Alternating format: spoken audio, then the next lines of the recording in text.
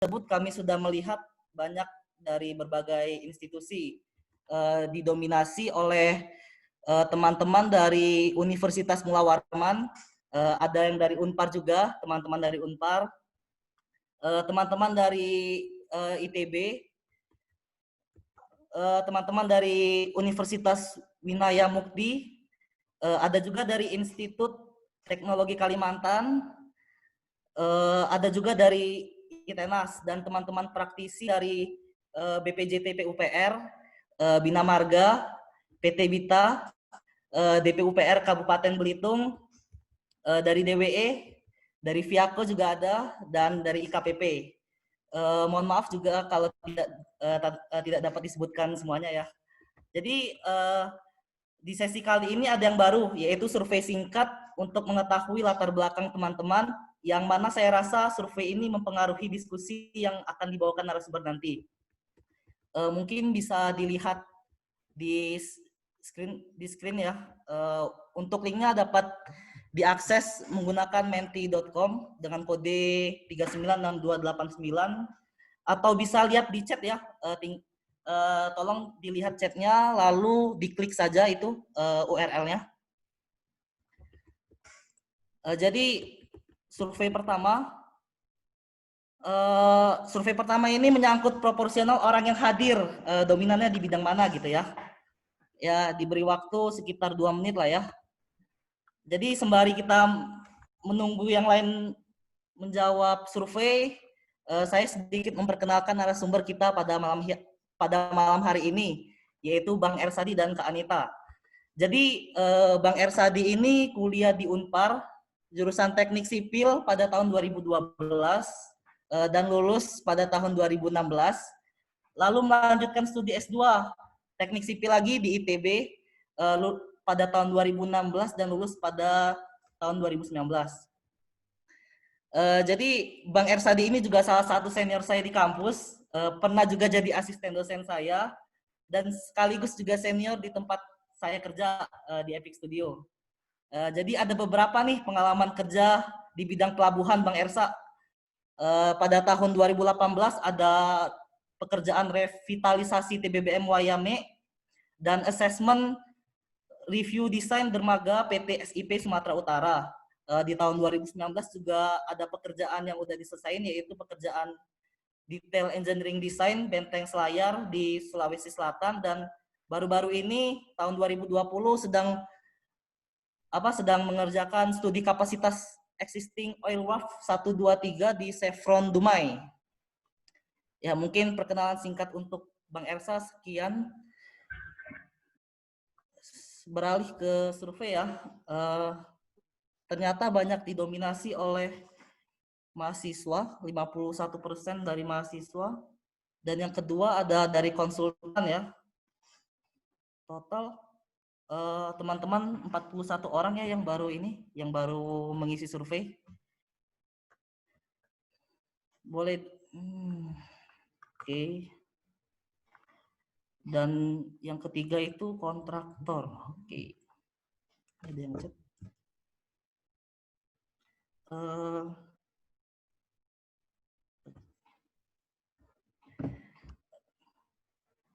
Ya, mungkin untuk survei kedua menyangkut tentang pengalaman di bidang dermaga ya.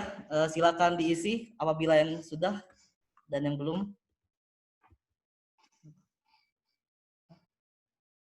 Ya. Jadi sembari menunggu jawaban survei, sedikit perkenalannya dari untuk Kak Anita. Jadi Kak Anita ini kuliah di ITB jurusan Teknik Kelautan di tahun 2015, lulus pada tahun 2019. Ada beberapa pengalaman proyek yang udah Kak Anita selesaikan. Di tahun 2019 sudah selesai mengerjakan detail engineering design fasilitas pelabuhan Benteng Selayar di Sulawesi Selatan, lalu DED fasilitas darat pelabuhan Kuala Samboja di Kalimantan Timur, dan evaluasi dermaga existing pelabuhan Tanjung Priuk. Di tahun 2020 yang sedang hangatnya mengerjakan pemodelan hidrodinamika untuk dermaga Chevron dan DED Pelabuhan Likupang di Sulawesi Utara.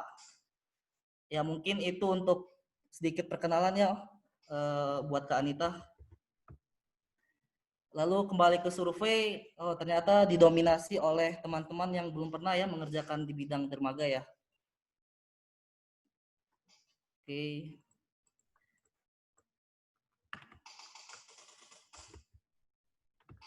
Oke, selanjutnya supaya acara malam ini berjalan dengan baik, ada beberapa aturan main selama sesi berlangsung. Jadi kami mengharapkan untuk mute, untuk mic dalam keadaan mute ya. Kalau kamera tidak masalah jika dalam keadaan nyala. Teman-teman juga bisa menggunakan icon reaction ya, yang ada di pojok kanan bawah. Ada tanda clap dan tanda thumbs up. Silakan gunakan tanda clap bila teman-teman mengapresiasi apa yang disampaikan narasumber, moderator atau penanya, dan gunakan tanda thumbs up bila teman-teman setuju dengan apa yang disampaikan. Bila mana teman-teman juga ada pertanyaan, bisa ditulis di kolom chat, lalu dikirim melalui admin, yaitu Kobeni atau co-hostnya saya dan Pak Alto. Lalu nanti saya bacakan pertanyaannya lalu didiskusikan untuk narasumber. Mungkin itu aja untuk aturan mainnya. Bang Ersadi dan Kak Anita udah ada? Ada, Rob. Udah. Ya, ada. Untuk para narasumber mungkin dipersilahkan ya. Oke, siap. Anita udah ada, Anita? Sudah. Sudah. Oke, terima kasih sebelumnya ya untuk Bapak Rocky ya. Walaupun masih muda, sudah mau jadi moderator hari ini. Terima kasih sekali. Dia kebetulan dulu saya asistenin waktu di Unpar, kemudian ketemu lagi waktu kerja. Ya, kita nggak tahu lah ya ketemu sama siapa lagi ke depannya, tapi terima kasih sebelumnya. Perkenalkan sekali lagi, nama saya Ersadi Wiguna, dan saya hari ini akan sharing bersama teman saya. Saya salah satu engineer di Epic Studio. Saya bergabung dengan Epic di tahun lalu. Kemudian teman saya ini mohon perkenalkan lagi, Anita, Bu Anita. Oke. Perkenalkan, nama saya Anita Fitriani. Saya kemarin lulus di bulan Juli 2019. Kemudian sebulan kemudian bergabung dengan PT Raya Superindo Tirta Sarana atau yang lebih dikenal dengan PT Raya. Hingga sampai saat ini. Oke, sip. Intinya kita bukan niat untuk mengajarkan lah ya. Meskipun tadi profilnya banyak mahasiswa, ini jadi sebuah wawasan yang baik lah. Saya dulu juga waktu kuliah, saya nggak punya, di kampus saya dulu nggak ada pelajaran mengenai pelabuhan atau dermaga, cuman sekali lagi ketika kita masuk konsultan atau masuk ke dunia kerja, kita kadang dituntut untuk mengerjakan hal baru. Jadi kalau ada hal-hal yang baru, ya kenapa tidak kita sharing ya. Mungkin ada teman-teman yang saya bisa say hi lah di sini, ada konsultan-konsultan kelas yang teman-teman saya juga tahu lah, ini pasti teman-teman saya lagi atau teman-teman Anita. Terus juga ada dari owner, saya itu juga masih teman kuliah saya kayaknya yang di Bina Marga Bandung, Jawa Barat ya. Kemudian juga ada teman-teman lainnya. Maaf saya nggak bisa sebutin satu-satu, tapi intinya terima kasih sudah hadir di acara ini. Kita mulai aja, kurang lebih kita akan paparan sekitar 40-60 menit kali ya. Nah, saya akan share screen. Oke, jadi mudah-mudahan sudah kelihatan ya? Sudah. Nah, oke, jadi kita mulai paparannya. Ini adalah dari judul Fundamental of Port Structure Review Design. Saya sedikit bahas bahwa ini sedikit berbeda dengan apa yang kita tulis di judul pada poster ya. Intinya kemarin saya sama Anita setuju bahwa kita Fundamental of Port Structure Review ya, review design. Kadang kami bekerja sama di satu pelabuhan atau satu dermaga yang sudah existing. Jadi kita kadang mendesain yang baru, tapi kami selama ini lebih banyak mereview desain. Jadi biasanya umur-umur dermaga udah tua, kemudian harus di assessment segala macam. Nah, case study-nya kami menggunakan pekerjaan yang kami kerjakan bersama, yaitu ini milik Chevron di Dumai, jadi Dumai Sport gitu ya, and others. Jadi kita akan coba galilah beberapa foto dari kondisi-kondisi dermaga yang pernah kami singgahi lah. Nah, ini saya Ersa Wiguna dari Epic dan juga Ibu Anita dari Raya. Silahkan Bu Anita untuk melanjutkan. Oke, ya makasih Pak Ersa. Jadi ini untuk outline presentasinya, ada klasifikasi pelabuhan, layout pelabuhan, klasifikasi dermaga, kemudian perencanaan struktur dermaga, dan contoh kasusnya. Next. Nah, berbicara masalah dermaga, kaitannya tentu tidak bisa lepas dari pelabuhan. Karena pelabuhan itu sendiri merupakan daerah perairan di mana dia terlindung dari adanya gelombang. Nah, fasilitasnya sendiri, pelabuhan itu terdiri dari dermaga, kemudian ada gudang laut, lapangan penumpukan, dan sebagainya.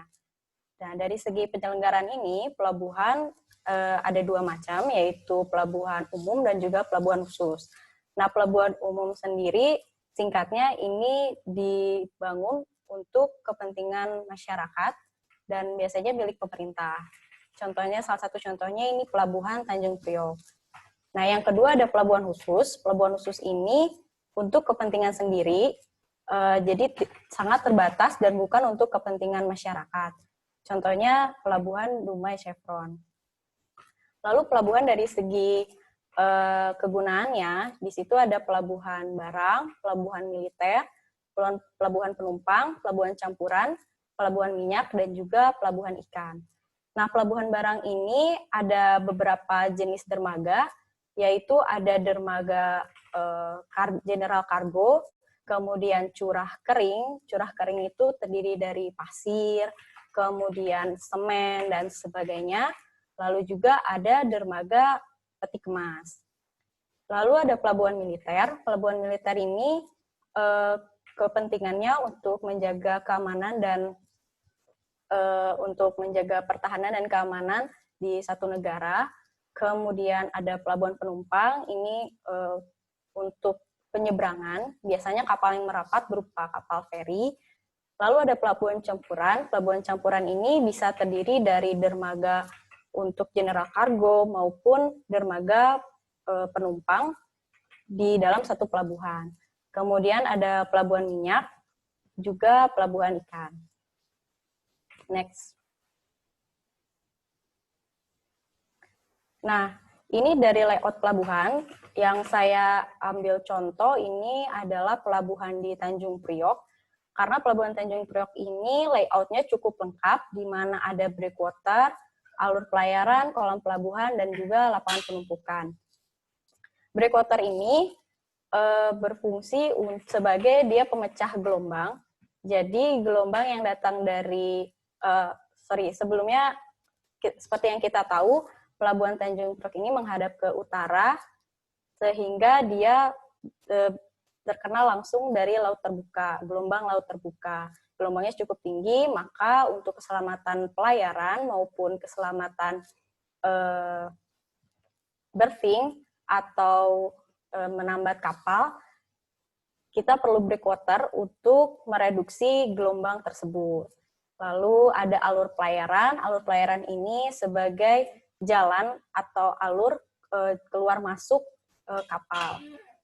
Lalu selanjutnya ada kolam pelabuhan. Kolam pelabuhan ini fungsinya tempat manuver kapal, juga tempat bersandarnya kapal. Kemudian ada lapangan penumpukan. Jadi lapangan penumpukan ini fungsinya adalah untuk tempat barang sebelum dimuat ke kapal maupun yang telah dibongkar dari kapal. Jadi lapangan penumpukan ini tempatnya sementara sebelum didistribusikan ke tempat lain. Lalu di sekeliling lapangan penumpukan itu, kalau di pelabuhan Tanjung Priok merupakan dermaga, jadi dermaga kapal bisa bersandar di sekelilingnya. Nah, itu fungsinya untuk menambatkan kapal, juga untuk tempat berlabuh. Next.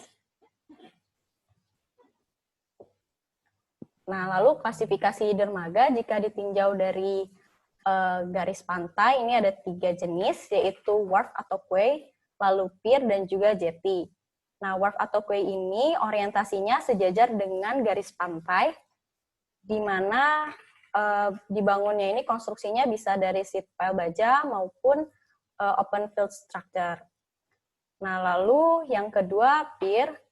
Jadi dermaganya berbentuk wharf, tapi orientasinya tegak lurus terhadap garis pantai. Nah, seperti yang tadi, contoh dari dermaga di pelabuhan Tanjung Priok, itu klasifikasi dermaganya termasuk ke dalam pier. Nah, lalu ada juga yang terakhir itu jetty, di mana dermaganya itu dibangun menjorok ke arah laut. Nah, di jetty sendiri terdiri dari 2 struktur utama, yaitu struktur dermaga dan juga trestle. Trestle itu apa? Trestle adalah jembatan yang menghubungkan dermaga ke darat. Nah, dermaga ini biasanya dibangun untuk mengejar kedalaman yang biasanya digunakan untuk kapal LNG, lalu kapal tongkang, maupun kapal minyak. Next. Nah, ini ada jetty, salah satu jetty yang ada di dermaga Chevron. Ini ada oil untuk dermaga oil tanker.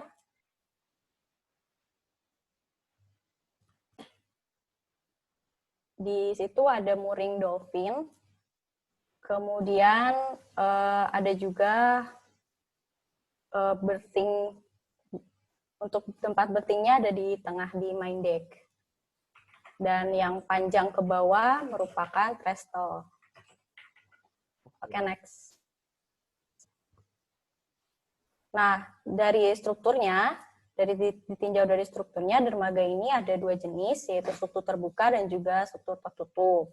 Struktur terbuka ini merupakan terdiri dari tiang-tiang pancang, kemudian pemilihannya ini berdasarkan tanahnya yang kurang baik di suatu lokasi, dan memiliki kedalaman tanah keras yang cukup dalam, sehingga hanya dapat tercapai apabila menggunakan tiang pancang. Keuntungannya dengan menggunakan struktur terbuka ini adalah cocok untuk kedalaman lebih dari 10 meter, jadi bisa dibilang efektif, kemudian tidak menyebabkan terjadinya standing wave. Standing wave itu apa? Standing wave merupakan gelombang tegak. Jadinya, jika gelombang cukup tinggi dan dia menabrak struktur tertutup, maka nanti akan terjadi limpasan yang cukup besar. Nah, itu harus kita hindari saat merencanakan dermaga. Kemudian struktur tertutup ini terdiri dari dinding vertikal yang fungsinya untuk menahan beban horizontal dan beban hidup. Next. Ini contoh dari dermaga tipe terbuka. 2 foto atas merupakan dermaga di Benteng Selayar, Sulawesi Selatan. Jadi strukturnya berupa tiang-tiang pancang. Dan juga yang bawah merupakan dermaga Chevron, juga merupakan struktur terbuka. Next. Nah, untuk perencanaan struktur dermaga sendiri, ini terdiri dari, secara garis besar, terdiri dari 5 langkah. Yang pertama, pengumpulan data, kemudian pemodelan hidrodinamika, lalu perhitungan beban, kemudian pemodelan struktur dan pengecekan kapasitas, serta perhitungan daya dukung tanah. Next. Nah, ini untuk data lingkungan sendiri, data yang diinputkan berupa data batrimetri. Data batrimetri ini bisa didapatkan dengan cara survei, dengan data primer maupun data sekunder. Data primernya ini kita bisa dapatkan dengan cara survei, bisa dengan metode single beam maupun double beam. Lalu untuk secondary data, ini bisa kita peroleh dari peta di Sidros TNI AL, atau dari Navionics. Navionics ini berupa website. Lalu kemudian selanjutnya ada data gelombang. Data gelombang untuk saat ini belum ada survei secara langsung. Jadi kita biasanya menggunakan data sekunder, bisa kita peroleh secara langsung dari ICMWF Itu merupakan website, kita bisa mendownloadnya, atau kita bisa menghindcasting dari data angin.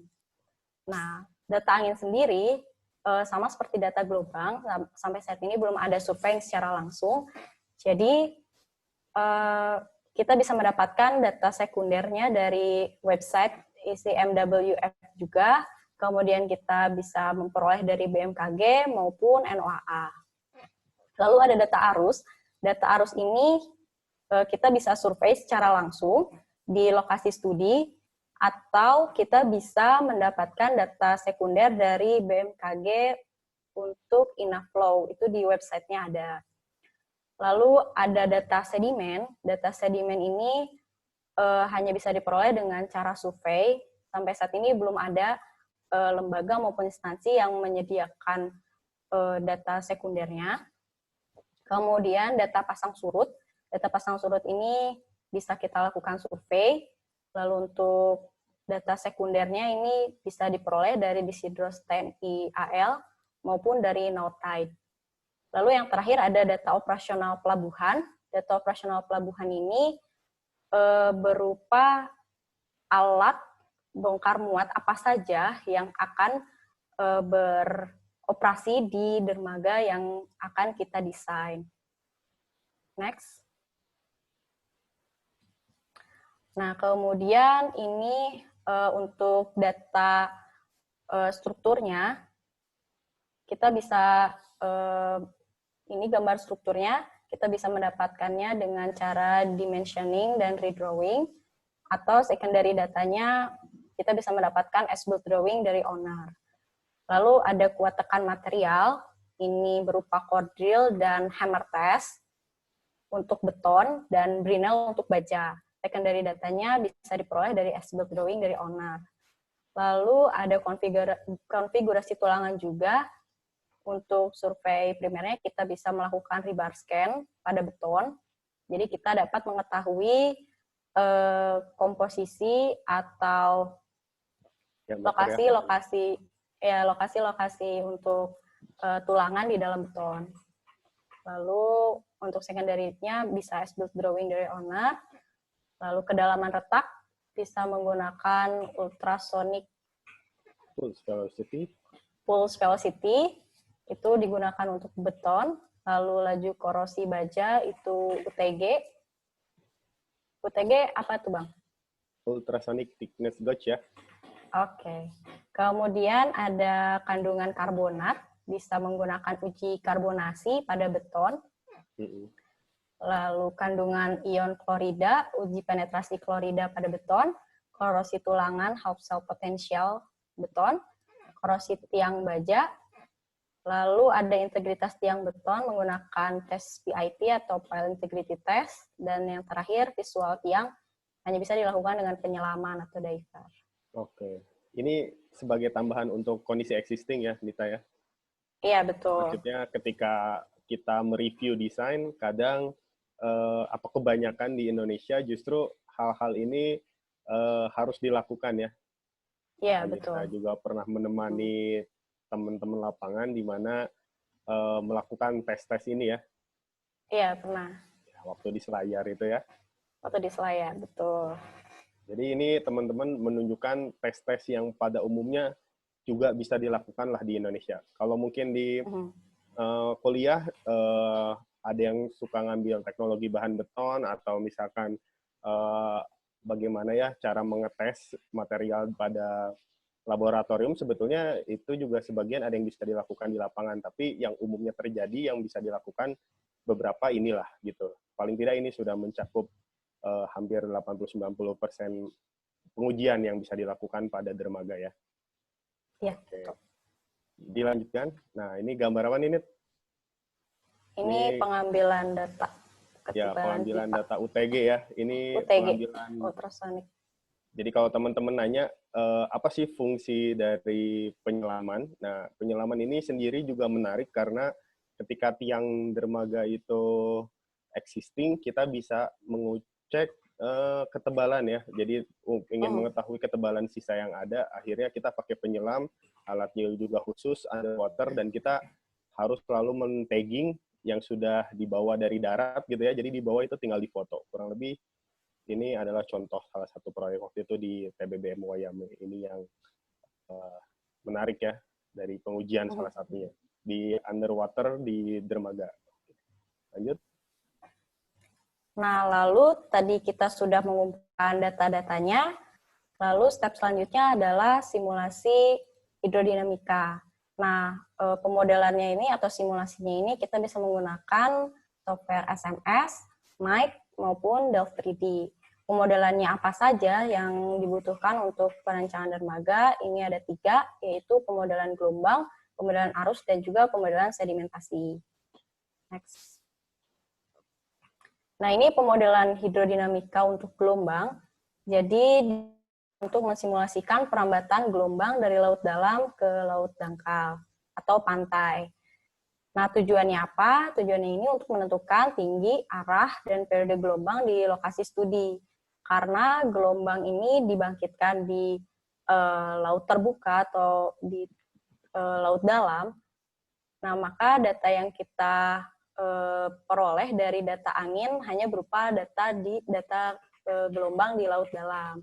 Untuk itu, ketika kita mempunyai lokasi studi di dekat pantai, maka kita harus melakukan pemodelan untuk gelombang. Nah, lalu selain itu juga pemodelan ini berfungsi untuk menentukan layout dermaga. Jadi jangan sampai dermaga yang kita desain ini layoutnya tegak lurus dengan arah gelombang yang maksimum. Untuk pemodelannya sendiri, ini data inputnya berupa data batrimetri, kemudian data gelombang. Data gelombang ini berupa tinggi gelombang ekstrim, kemudian untuk data anginnya ini diperoleh jika kita tidak mempunyai data gelombang secara langsung. Next. Oh, mungkin mau dijelasin dulu yang back. Ini yang atas itu merupakan salah satu pemodelan menggunakan SMS. Ini ada di Dumai. Jadi Dumai ini lokasinya di selat. Kemudian yang di bawah itu merupakan salah satu hasil pemodelan dari benteng Selayar. Jadi dia cukup mendapatkan laut terbuka meskipun terhalang oleh pulau sedikit. Kemudian selanjutnya. Next. Nah, ini pemodelan arus. Jadi pemodelan arus ini untuk mengetahui simulasi arus yang bergerak dari laut terbuka menuju area lokasi studi pada jangka waktu tertentu. Nah, pemodelan ini dilakukan untuk menentukan kecepatan dan arah arus di lokasi studi. Data inputnya berupa data batrimetri dan juga elevasi muka air. Nah, perlu diingat, arus ini juga perlu pemodelan ini perlu divalidasi dengan data arus hasil survei. Kemudian next. Nah, ini untuk pemodelan sedimentasi, ini yang dilakukan di benteng Selayar contohnya. Nah, pemodelan sedimentasi untuk mensimulasi persebaran sedimen di lokasi studi. Nah, pemodelan ini dilakukan untuk menentukan persebaran konsentrasi sedimen dan laju kenaikan dasar laut. Data inputnya berupa hasil pemodelan arus dan juga parameter sedimen berupa TSS survei. Nah, sedimentasi ini biasanya digunakan untuk adanya kemungkinan seabed atau dasar laut dia menebal akibat adanya sedimen, entah itu mungkin dari laut terbuka yang terbawa oleh gelombang maupun dari sungai. Next. Nah, untuk contoh kasus, ini yang pertama ada di Pelabuhan IP atau ND. Jadi lokasinya ini sangat terbuka, dia menghadap ke arah tenggara, lalu tidak ada penghalang apapun, tidak ada breakwater maupun pulau di depannya. Sehingga karakteristiknya ini tinggi gelombang yang datang cenderung tinggi, kemudian ini bisa dilihat dari kecepatan angin maksimumnya itu 10 meter per second, tinggi gelombang hindcastingnya itu 3,3 meter, sedangkan tinggi hasil pemodelan gelombangnya ini tidak jauh berbeda dengan tinggi gelombang hindcasting, yaitu 3 meter dari arah tenggara. Nah, lalu apa rekomendasinya untuk struktur dermaga ini? Untuk struktur dermaganya diharapkan menggunakan struktur terbuka karena dapat mereduksi tinggi gelombang. Karena jika kita menggunakan struktur tertutup, maka akan terjadi standing wave yang sangat besar dan pada akhirnya dermaga ini tidak bisa digunakan pada waktu-waktu tertentu. Kemudian orientasi dermaga juga tidak sejajar garis pantai. Nah, jika sejajar garis pantai, maka gelombang yang datang itu garis pantainya menghadap ke tenggara dan gelombang yang datang maksimum dari arah tenggara, maka beban gelombang yang terjadi akan sangat besar. Begitupun dengan beban tumbukan atau beban berting kapal.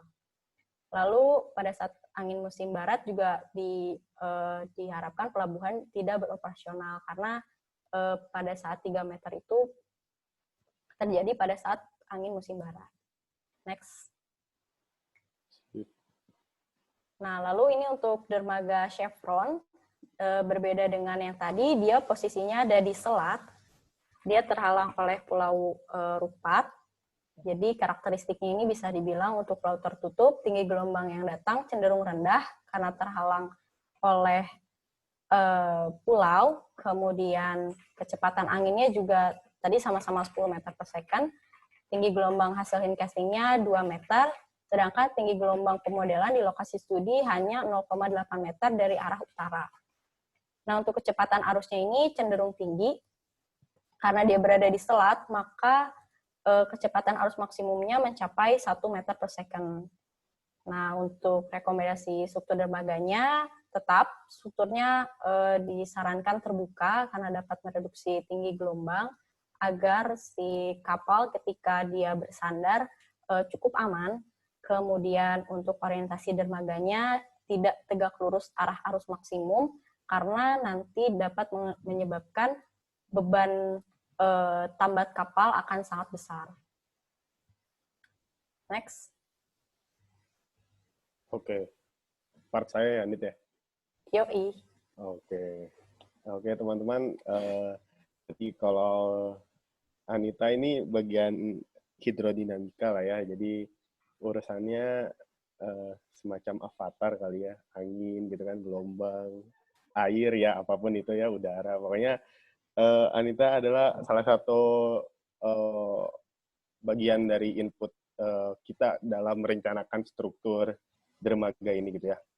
Nah, saya sebenarnya jadi saya sebenarnya di bagian struktur kalau di penjelasan ini. Jadi secara umum ini adalah hal yang saya bisa resumekan lah ya dari beberapa proyek dalam merencanakan dermaga maupun mereview dermaga existing. Yang pertama, saya mau bicara peraturan. Peraturan ketika desain dermaga ini sebenarnya cukup menarik dan saya membagi ke arah pembebanan perencanaan struktur. Kalau kita tanya, ada nggak sih peraturan dermaga di Indonesia?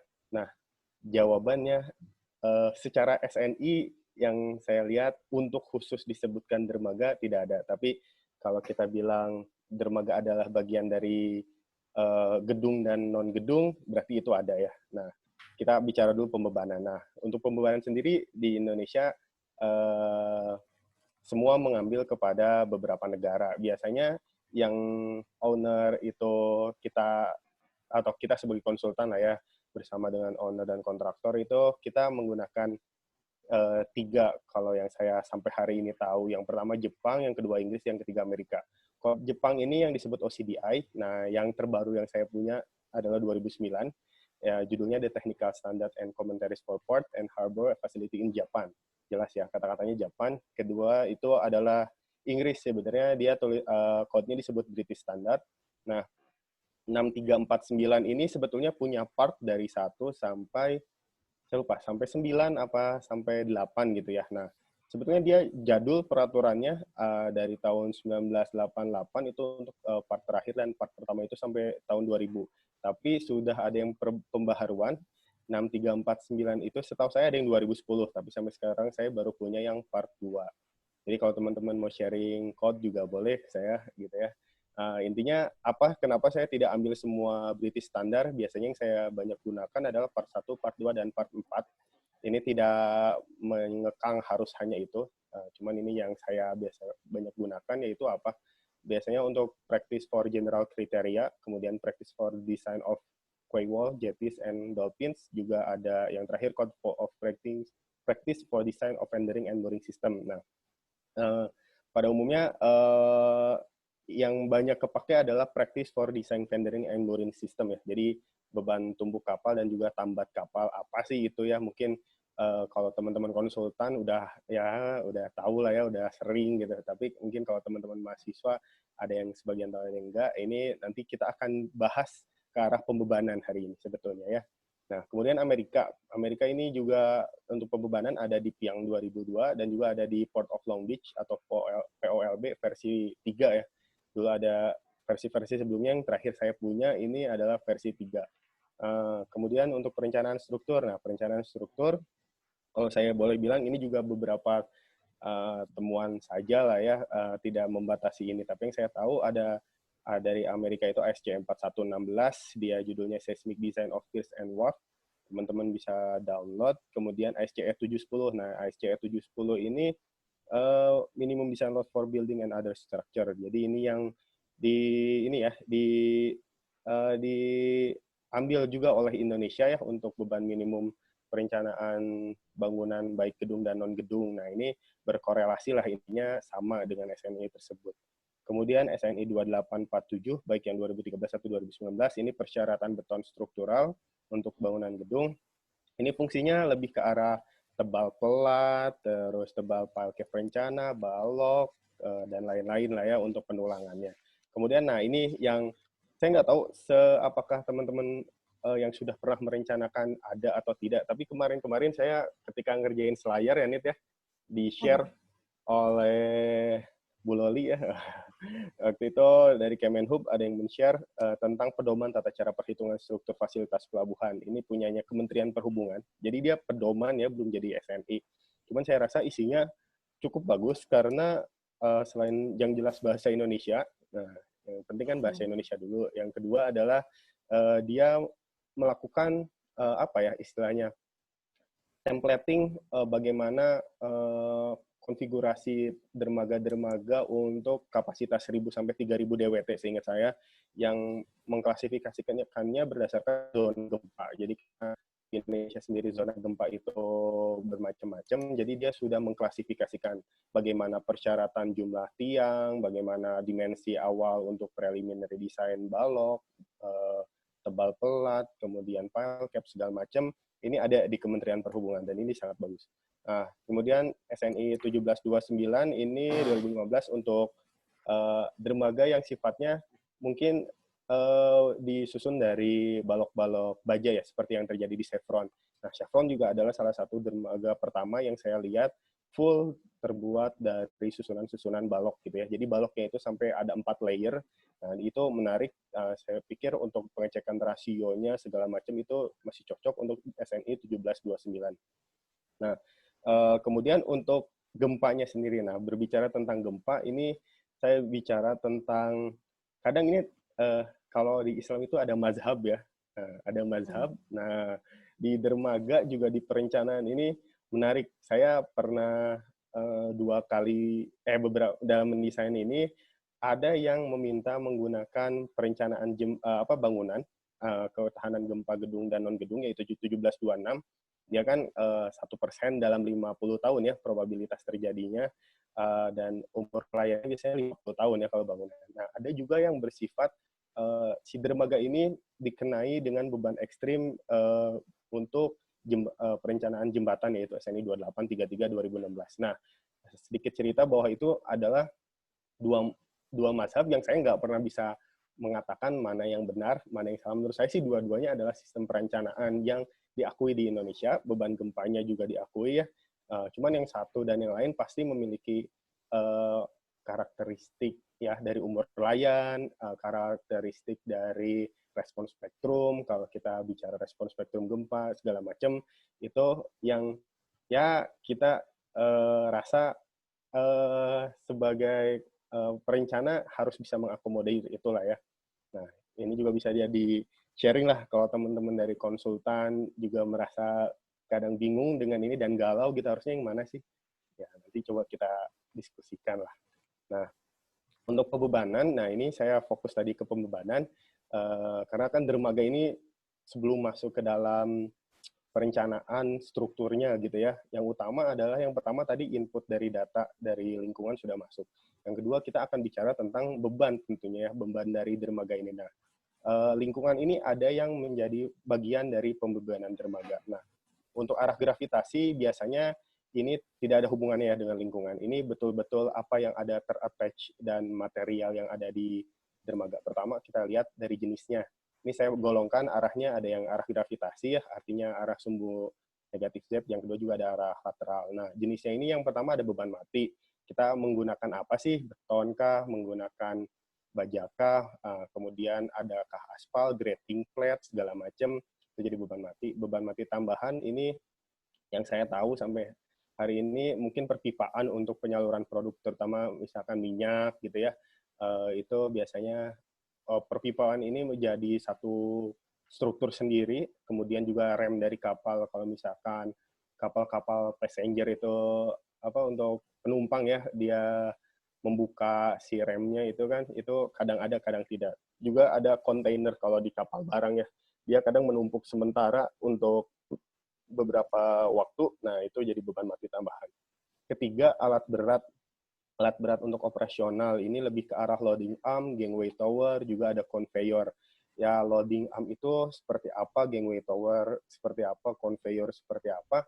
Sebenarnya ini saya baru tahu juga ketika jalan-jalan. Jadi, usut punya usut, sebenarnya tujuan saya yang lainnya adalah untuk jalan-jalan lah, ngelihat dermaga gitu, seluruh Indonesia kalau bisa, tapi dibayarin gitu lah ya. Nah, kemudian ada lagi aksesoris dermaga. Aksesoris dermaga ini hal-hal yang memang untuk operasional juga, tapi dia memang wajib ada biasanya ya. Dan standar bollard, ada capstan, sorry nulisnya salah nih, remote control panel, kemudian ada quick release hook, juga ada fender. Nah, nanti ini kita bahas nih masalah fender dan juga bagaimana cara menghitung bertingnya. Nah, ini beban hidup orang untuk dermaga penumpang gitu ya, biasanya ada keperluan, juga ada beban kendaraan untuk operasional. Nah, ada container crane, ada mobile crane, ada forklift truck, ada forklift. Ini hanya beberapa contoh aja yang sudah ya bisa dibilang bisa saya lihat di lapangan langsung. Nah, ini penemuan-penemuan yang saya lihat. Kemudian dari arah lateral, ini beberapa jenis yang biasanya saya perhitungkan kami sebagai engineer gitu ya. Beban berting, beban mooring, beban arus pada tiang, beban gelombang, beban angin, dan beban gempa. Nah, intinya sih data-data yang dibutuhkan bisa dilihat di sebelah kanan, tapi beban berting dan mooring ini apa? Dua hal ini akan kita bahas lebih lanjut ya. Nah, ini bisa dilihat juga ada faktor-faktor dari beban kebutuhan input lingkungan ini pada beban mooring nanti ada, kecepatan angin dan arus, kemudian untuk beban arus pada tiang sendiri ada, kebutuhan dari data lingkungannya, gelombang juga, kecepatan angin juga ada. Nah, ini itu. Dan tidak lupa ya, untuk beban gempa kita harus punya data tanah. Nah, yang menarik adalah kalau kita sering lihat pengeboran itu di darat, tapi kalau di pelabuhan ya harus lebih baik di laut gitu ya, karena ya bangunan kita juga di laut bukan di darat. Nah, ini yang menarik juga ya. Oke. Ini beberapa contoh elemen di dermaga. Saya hide dulu ya. Ini apa, ini apa, ini apa, ini apa. Ini sebenarnya kuis ya. Ini jadi teman-teman Epic panitia menyediakan apa nih hadiah. Rocky, hadiahnya apa nih Rocky?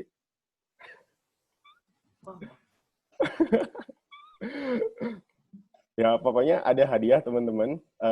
Nanti dikasih oleh panitia. Ini saya mau tanya, mungkin teman-teman apalagi dari pihak konsultan atau mahasiswa juga yang sudah pernah jalan-jalan ke pelabuhan tahu 5 item ini apa. Bilang aja di chat saya mau jawab, terus nanti dari panitia akan mengunmute suara kalian dan nggak apa-apa salah atau benar, kita cobain aja gitu. Tadi kan sebagian ada yang sudah saya jelaskan juga. Mungkin ada yang mau menjawab ini 5 hal ini apa aja? Adakah Pak Rocky atau Benny?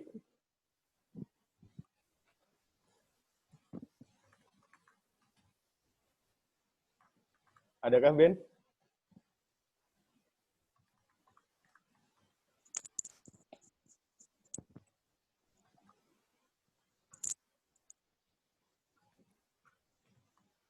Adakah? Oki?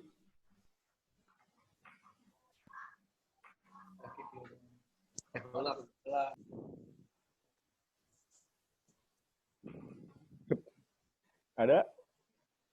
Ketua gugus tugas mau jawab.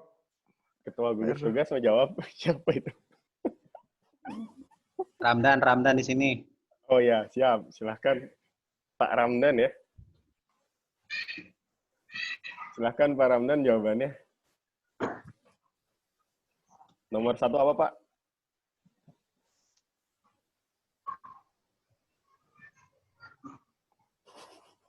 Yang satu vendor, Yang 1 vendor. Oke, setuju.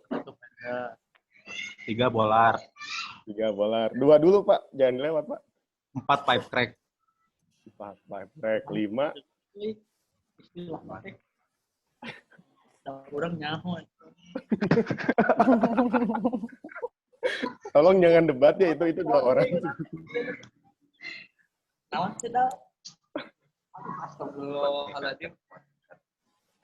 Nomor 5 apa? Nyerah. Padahal orang teh aya di dinya. Kalau fungsinya tahu sih, cuman namanya tuh susah disebut. Oke, nomor 5 kapstan ya. Nomor 2 apa Bang? Nomor 2 Bang apa Pak Ketua Gugus Tugas? Ini buat pengait apa Fungsinya namanya? pengait tambang sandar kapal. Standar kapal, cuma nama itunya apa ya? Oke. Cuman dia Quick release otomatis. hook ya. Yang Ya, bedanya, ya. bedanya otomatis. Yang kedua otomatis, yang ke-5 ini dia manual sih. Oke, siap. Lumayan lah ya, 3 dari 5 ya. Nanti tolong tuh dicatat ya teman-teman. Ketua gugus namanya Pak Ramdan, saya nggak ngerti username-nya, aneh gitu ya. Oke. Baik, Terima kasih Pak. ya. Yang kedua nih, mungkin ini yang lebih hebat lagi sih. Ini adakah yang mau menjawab dulu? Mungkin ini untuk pemenang kedua, siapa yang pernah lihat ini mungkin di dermaga sambil jalan-jalan gitu atau nyari-nyari di internet? Adakah?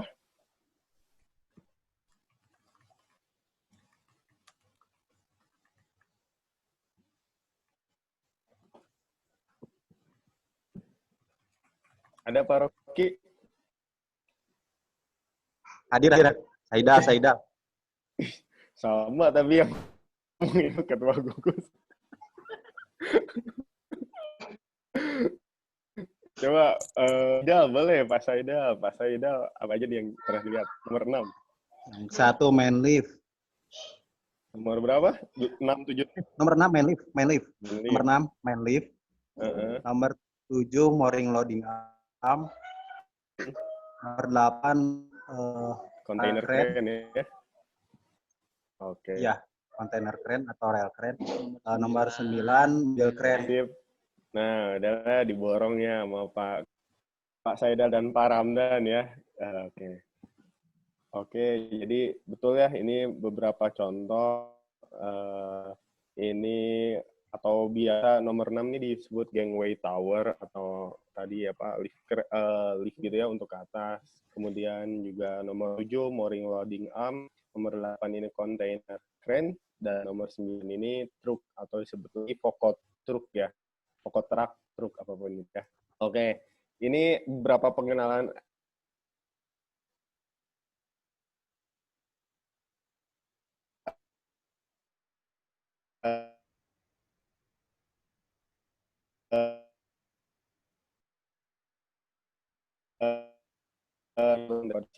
kita kan dan pasti caranya cara sandar kapal, ini saya ambil dari Pentek Maritim. Dia menjelaskan bahwa paling nggak yang saya ambil itu ada 4. Yang pertama side berthing, di mana dia side berthing ini menumpuk pada salah satu atau 2 dari fender, dan dia biasanya ada pada struktur yang masif ya. Biasanya ini adalah main jetty. Jadi untuk dermaga-dermaga yang bersandar pada main jetty gitu ya, biasanya DWT kecil, dan dia fendernya jumlahnya amat banyak.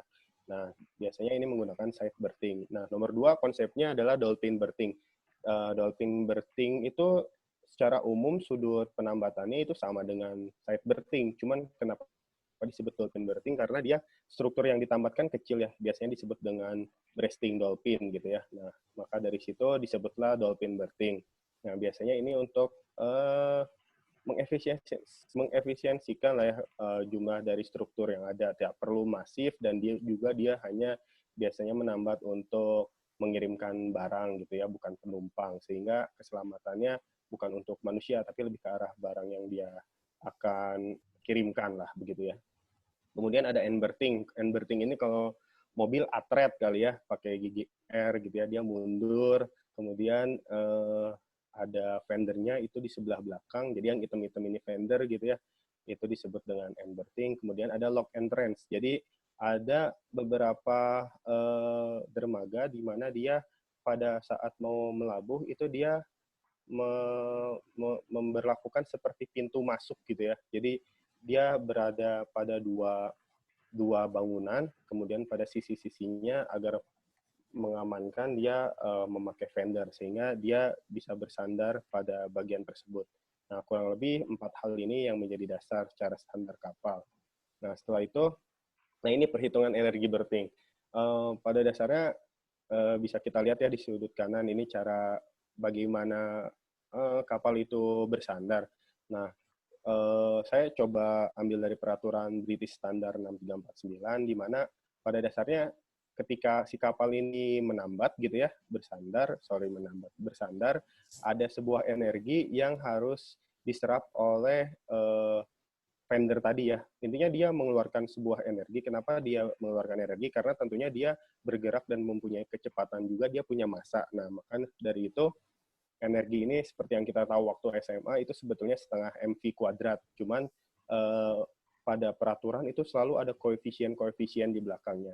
Nah, koefisien-koefisien ini tentunya adalah hasil dari, bisa kita bilang, penelitian gitu ya. Ada penambahan koefisien untuk memperhitungkan energi. Nah, kalian bisa lihat sendiri secara detail di BS, apa itu koefisien CE, koefisien eksentrisitas, kemudian CM itu ada koefisien massa semu, CS itu ada koefisien kekerasan, dan juga CC koefisien konfigurasi penambatan. Nah, yang perlu diingat lagi dari sebuah kapal adalah dia memiliki beberapa istilah ya. D itu draft kapal, B itu lebar kapal, V itu volume air yang dipindahkan oleh kapal, LPP adalah panjang tegak lurus kapal, L itu lokasi kontak kapal terhadap fender, dan R juga adalah panjang radius rotasi kapal dari pusat gravitasi. Bisa dilihat di gambar ini ya, sebetulnya apa itu L, apa itu R, LPP, dan juga bisa dilihat pada BS. Nah, intinya kita lihat prinsip apa sih yang paling penting pada kapal ketika berthing. Nah, ini yang saya mau highlight dari banyak koefisien. Itu menurut saya kecepatan kapal saat berthing ini menjadi faktor yang paling besar karena dia adalah fungsi kuadrat. Nah, fungsi kuadrat ini pada BS ada 5 kondisi untuk menentukan kecepatan kapal. Nah, apa sih 5 hal ini? Kalau rumusnya sendiri bisa dilihat di sebelah kanan ya.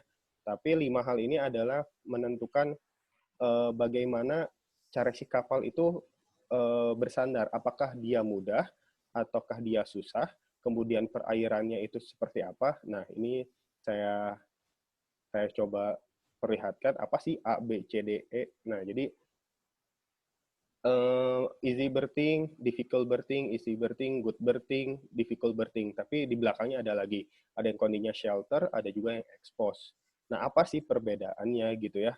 Nah, ini saya coba lihat di Fendek juga, bahwa ini ada setidaknya ini cukup berkorelasi menurut saya antara A, B, C, D, E dengan kondisi kita mendesain.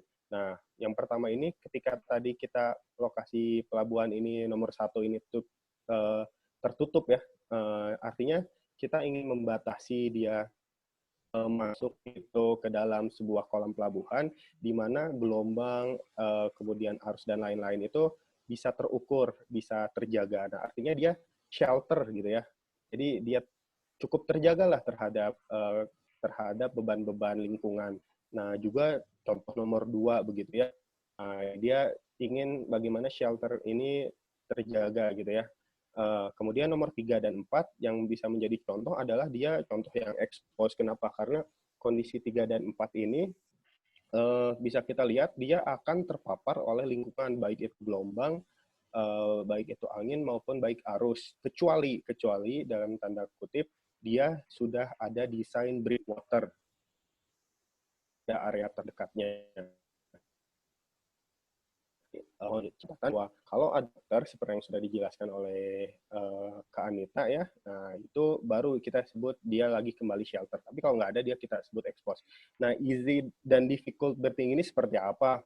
Nah, kurang lebih menurut saya bahwa easy berthing itu adalah ketika kapal ini sebetulnya ketika menyandar biasanya dia gangguan dari gangguan dari lingkungan itu cukup minim dan juga dia ada bantuan dari segi cara dia berting. Biasanya di pelabuhan itu ada tugboat itu yang kecil-kecil. Nah, dia biasanya membantu untuk mengarahkan berting si kapal. Tapi bisa juga kondisi lain yaitu untuk yang difficult berting itu biasanya kalau saya baca di sini adalah river nomor 3. Nah, ini biasanya pada laut itu dia bisa dibilang manuvernya itu complicated.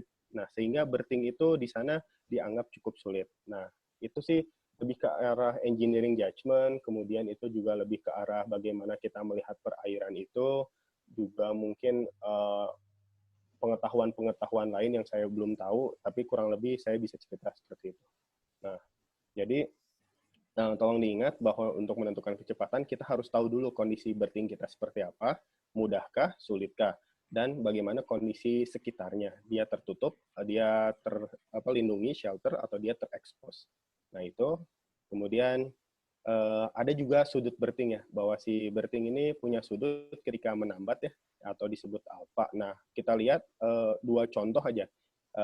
Ini saya coba contoh oil tanker, karena saya kemarin mengerjakan yang Chevron. Kita lihat di normal energi. Nah, ketika kita melihat energi pada perhitungan energi, itu akan dimulai dengan normal energi. Normal energinya itu kemudian akan dikalikan oleh safety factor ya. Kita taruh di sini safety factornya 1,5 dan 1,5. Ini safety factor dari mana? Ini kalian bisa lihatlah di BS atau di OCDI.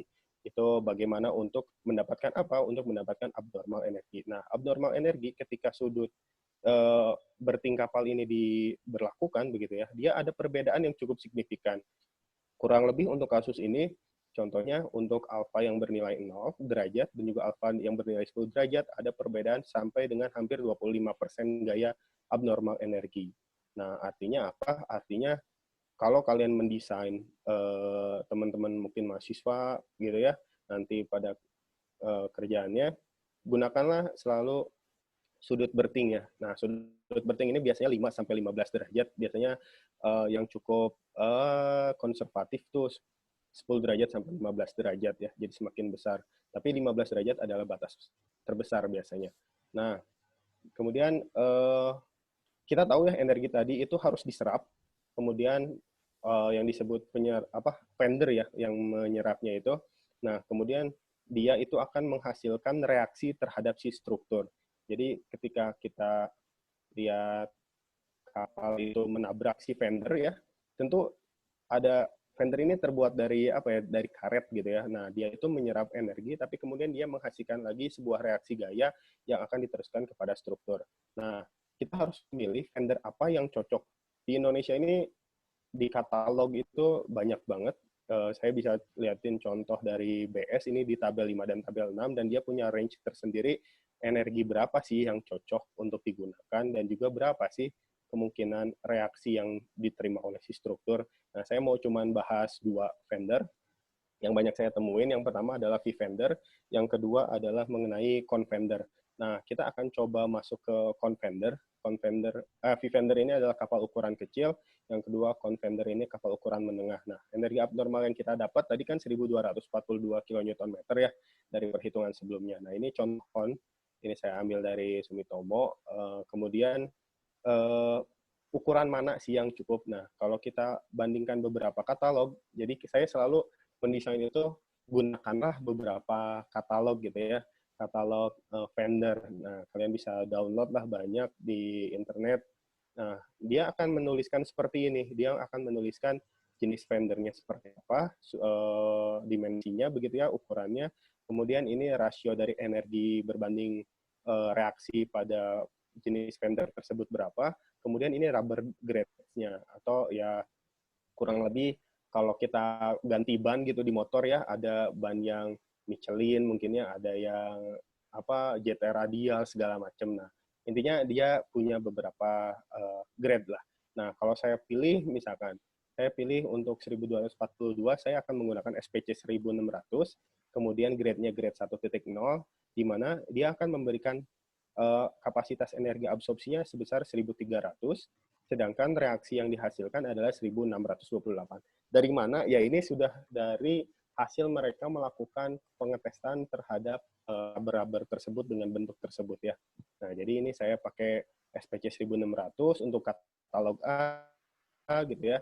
Kemudian ini ada katalog, saya lihat ternyata cocok adalah ini HOM 1300H. Nah, ini yang saya ambil, energinya dia bisa absorb 1300, tapi reaksinya 800. Kemudian saya ambil lagi dari katalog pabrik C gitu ya. Nah, saya ambil SCN 1600 dengan absorpsi dan reaksi yang bisa dilihat oleh teman-teman sendiri. Nah, pada intinya saya akan melakukan perbandingan katalog A, katalog B, C. Kalau ada D, E, dan F seterusnya ya, kalian bisa cari lagi. Nah, energi absorpsinya yang penting masuk gitu ya, dari energi absorpsi minimum. Kemudian reaksinya kita bisa lihat. Nah, apa yang menjadi pertimbangan? Yang menjadi pertimbangan buat saya ketika pemilihan vendor, yang pertama, yang global, saya tidak langsung mengambil yang besar, tapi biasanya saya ambil yang cukup banyak keluar dari. Kenapa? Karena kita sebagai konsultan, nanti di lapangan itu ketika terbangun, kita akan memberikan spesifikasi teknis ya, atau spek.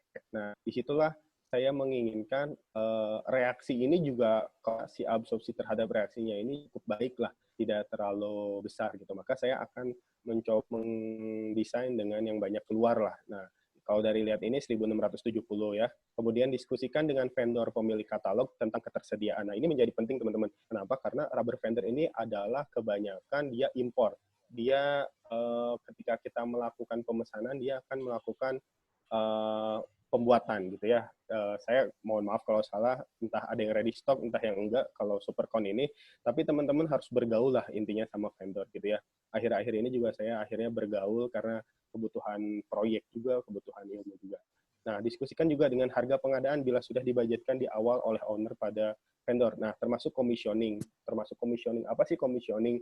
Commissioning ini adalah jasa di mana kita akan melakukan pengetesan vendor di tempat dia dites. Nah, si vendor ini akan dites defleksi dan dicatat energi absorpsinya serta reaksinya. Itu biasanya lokasinya di luar negeri. Nah, biasanya penawaran itu harus sudah dimasukkan karena ada biaya ya ketika teman-teman sendiri mau mengecek si vendor ini. Jangan sampai datang ke dalam negeri sudah dipasang, taunya energi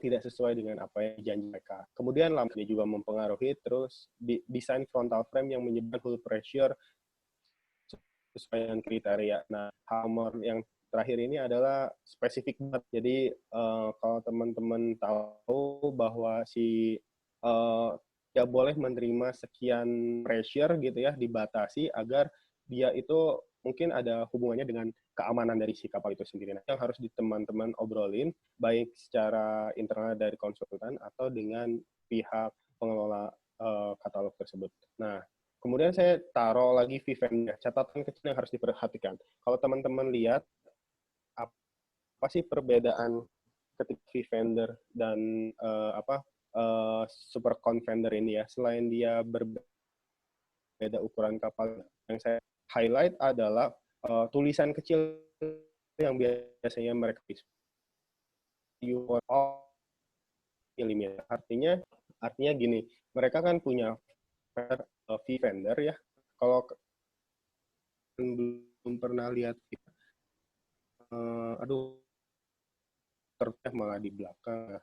Vivender ini juga sama seperti Venda punya kapasitas energi dan reaksi di dalamnya, bisa lihat. Tapi ini berlaku untuk 1 meter panjang. Jadi ketika saya, misalkan, saya mempunyai energi 20,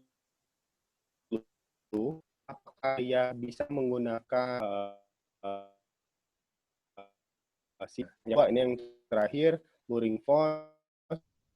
Ini mooring force, teman-teman, saya saja ya, karena sudah cukup lama ini presentasinya. Nah, intinya mooring force ini adalah tali ya, ketika kapal ini dia diam di sebuah dermaga, tentunya dia harus ditalikan ke beberapa tali yang fungsinya adalah untuk membuat si pergerakan kapal ini tidak lepas gitu ya, tidak lepas dari dermaga. Tapi bagaimana kita menalikan ini agar dia aman? Nah, teman-teman bisa lihat, ini saya kasih contoh OCDI 2009, di mana bahwa si tali-tali ini adalah gaya yang dihasilkan dari dorongan angin dan juga dorongan arus pada si kapal. Tentu ya, kapal itu ada yang bagian atas yang tidak terkena, bagian bawah terkena, maka akibatnya ada akibat angin dan juga akibat arus. Nah, teman-teman juga harus paham, di sini ada fungsi-fungsi dari tali yang disebut bow line,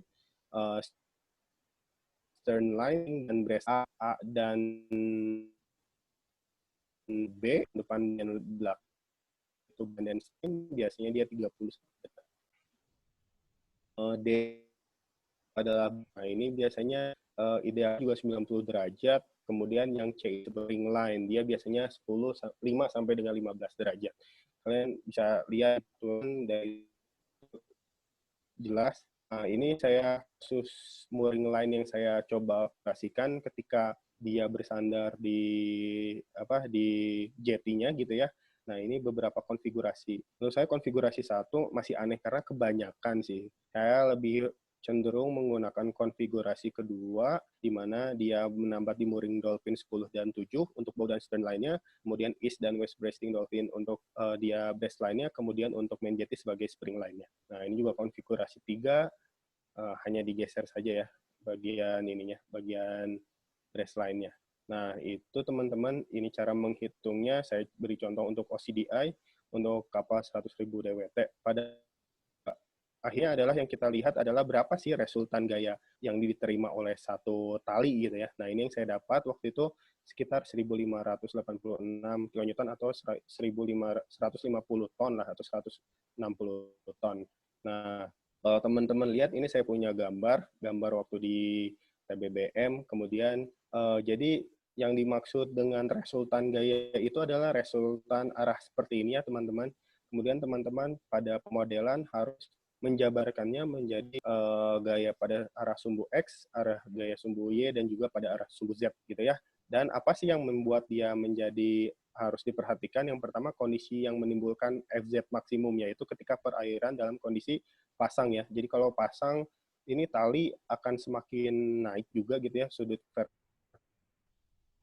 vertikalnya, sumbu vertikalnya. Keadaan dalam kondisi pada kondisi keadaan perairan surut itu akan menimbulkan FX dan FY yang maksimum. FZ-nya tidak begitu pengaruh. Jadi teman-teman harus sedetail mungkin dalam merencanakan mooring force ini gitu ya. Oke. Ini contoh kerusakan dermaga, beberapa slide lagi ini selesai. Yang pertama, ini benteng selayar, mungkin Bu Anita mau cerita apa yang ditemukan di sana waktu itu? Nah, jadi kalau untuk di Pelabuhan Benteng Selayar ini, dilihat dari layout-nya, sebetulnya ada 3 dermaga. Itu dermaga 1, dia yang bentuknya T, dermaga 2 dan 3 yang bentuknya L. Nah, yang mengalami kerusakan itu adalah dermaga 1 karena disinyalir akibatnya itu gara-gara gelombangnya yang datang. Jadi ini menghadapnya ke arah Tegak lurus gitu ya? timur ya. Nah, si gelombang yang datangnya itu dia maksimumnya dari arah timur. Jadi gelombangnya gaya gelombangnya ini disinyalir merusak dermaga yang 1. Nah, maka untuk dermaga 2 dan 3, dia desainnya dibuat bentuknya L, jadi dia mereduksi tinggi gelombang yang datang. Selain itu juga sebetulnya di dermaga yang di Benteng Selayar, usianya sudah cukup tua, karena dibangun dari tahun 1992. Jadi, kerusakannya juga bisa dibilang sangat parah. Ini bisa dilihat di kolong-kolongnya itu, dia baloknya semuanya mengalami spaling atau retak beton, lalu sampai sudah lepas, kemudian tulangannya juga mencuat keluar dan mengalami korosi. Lalu dari file cap-nya sendiri juga ditemukan beberapa retak. Si tiangnya juga itu udah diselimuti oleh tritip. Tritip itu makhluk hidup yang nempel-nempel kerang di tiangnya. Kemudian bolatnya juga dari kemarin sebetulnya totalnya itu sekitar 20-an, yang bersisa cuma 3 bolat, dan itu pun kondisinya mengalami korosi berat. 17 nah, sudah lepas ya? Sudah lepas. Nah, sisanya mereka menambahkannya ke Kanstain gitu. Kemudian di bawahnya juga kepala tiangnya tertutup marine rod atau tritip. Nah, dilatasi ini kan fungsinya untuk mereduksi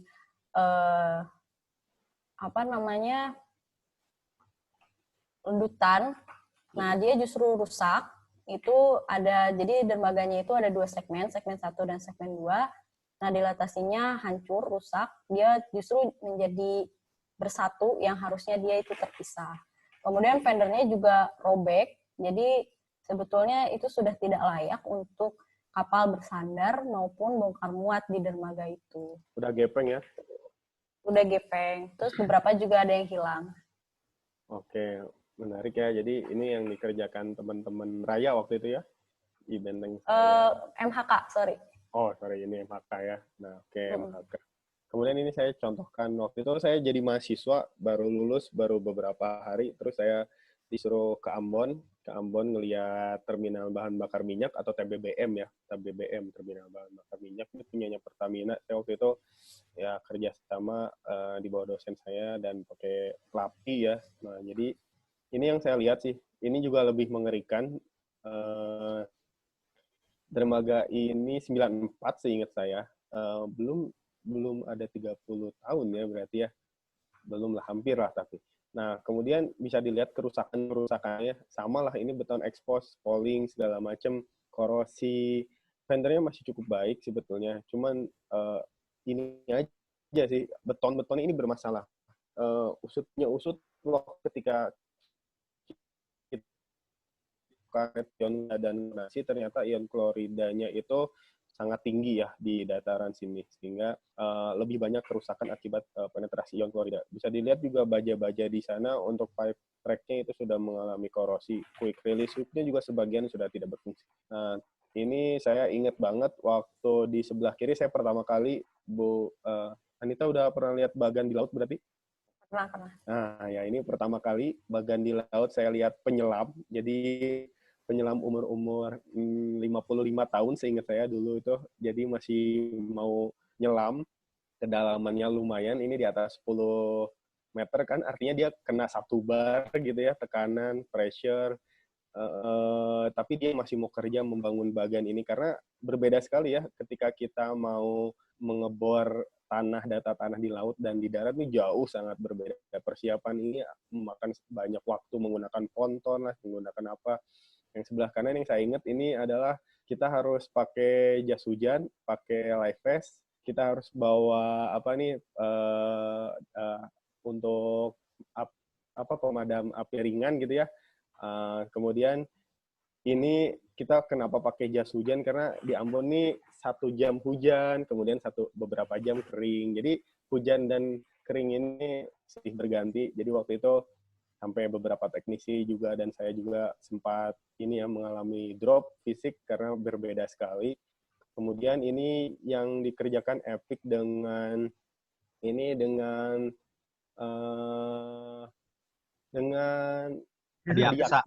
Adiaksa, iya benar.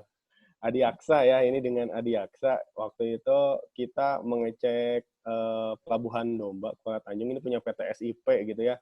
Ini trestelnya terpanjang kali se-Indonesia, waktu itu kurang lebih 1,5 kilo apa 2 kilometer gitu ya. Jadi dia proyek yang belum selesai, kemudian mau diselesaikan sehingga perlu asesmen. Kita juga melakukan asesmen bawah laut. Ini luar biasa juga perjuangannya. Nah, ini beberapa pengujian asesmen yang kita lakukan terhadap kondisi existing gitu ya, di IT, UTG, dan BRIN. Kemudian kita melakukan sampel chloride test, kemudian UPV, rebound hammer, rebar scan, half cell potential.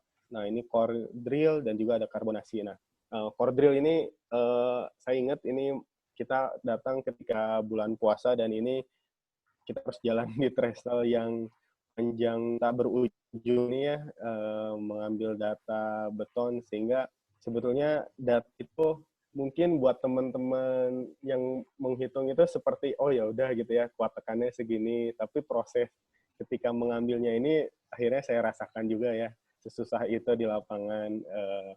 Ya intinya mungkin atau teman-teman juga pernah merasakan gitu ya. Nah, ini apa yang terbaru, yang asesmen dermaga. Ini adalah asesmen dermaga oil WAF 1, 2, dan 3 di Chevron Dumai. Ini saya contohkan kenapa, karena dia menarik, dia menggunakan grading plate, dia menggunakan balok IWF, ada juga yang memakai box, kemudian file mereka ini hexagon ya, bentuknya bukan pipe, tapi dia hexagon. Kemudian kita juga melakukan UTG dan Brinel di sana. Ini tim-tim lapangan, ya pasti ada nilai foto bersama juga. Ini menarik karena posisinya cuaca Dumai sangat luar biasa, dan juga perizinan di Chevron sendiri yang membuat saya nggak masuk selama 10 hari untuk mengurus perizinan terlebih dahulu. Jadi ini pengalaman yang berharga buat saya juga bisa masuk ke Chevron ini ya, ke Dumai. Nah, itu saja dari kami, terima kasih, mohon maaf bila ada kekurangan. Oke, terima kasih ya buat Bang Ersa. Mungkin langsung ke tanya jawab ya Bang Ersa ya. Udah ada beberapa pertanyaan sih yang masuk. Oh, siap. Oke, saya bacain ya. Ini dari Pak Alto ya. Malam Bu Anita, bila mana kita tidak dapat melakukan pengambilan data primer, survei langsung, maka kita melakukan pengambilan data sekunder. Dari pengalaman Bu Anita, untuk data sekunder pada batimetri gelombang, angin maupun arus, referensi dari mana yang lebih baik? Apakah bisa di-share pengalamannya? Berapa tingkat keyakinan kita terhadap beban hidrodinamik bila menggunakan data-data sekunder tersebut? Paling mau dijawab langsung itu, Kak Anita mau dijawab langsung? Ditampung dulu aja. Ditampung dulu ya. Selanjutnya dari Handrawan. Malam Bang Ersadi, saya mau tanya. Malam Bang Han. Kalau pada dermaga bagian mana yang paling kritis, yang harus didesain ekstra? Ditampung dulu ya. Lalu ada pertanyaan ekstra lagi. Mana ya ini? Apakah dari Pak Alto nih, pertanyaan ekstranya, apakah Pak Ersa dan Bu Anita punya pengalaman kombinasi pembebanan dari beban-beban hidrodinamik yang dominan menentukan dimensi struktur? Bisa dikasih clue, biasanya di kriteria, bisa dikasih clue pada dermaga yang seperti apa gitu. Lalu Lalu ada lagi dari Muhammad Saad. Berarti hubungan kapal dan sudut kapal sangat berpengaruh terhadap energi abnormal. Apakah ada korelasi antara energi abnormal dengan ukuran DWT kapal? Maksudnya jika saya memakai kapal tugboat dan ingin menumbuhkan ke berthing dolphin untuk mengetahui displacement yang terjadi di lapangan. Apakah dengan kapal tugboat tersebut dapat setara dengan energi abnormal yang dihasilkan misal dari reaksi 3000 DWT jika kita memainkan kecepatan dan sudutnya di lapangan? Paling ada 4 sih pertanyaannya, mungkin bagaimana itu? Dari Kak Anita dulu ya. Oke. Yang tentang data pengambilan data primer ya. Ya. Jadi untuk pengambilan data sekunder, jika ternyata kita tidak melakukan survei secara langsung, jadi pemilihannya itu untuk mungkin bisa di-share presentasi yang tadi. Yang mana? Yang slide 10. Slide 10. Yang pengumpulan data sekunder.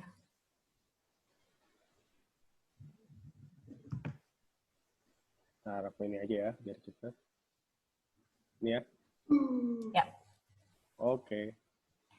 Nah, kalau untuk data batimetri sendiri, itu kita pada umumnya, karena pekerjaan saya ownernya rata-rata itu Kementerian Perhubungan, jadi peta Disidros masih dibolehkan, dan itu juga cukup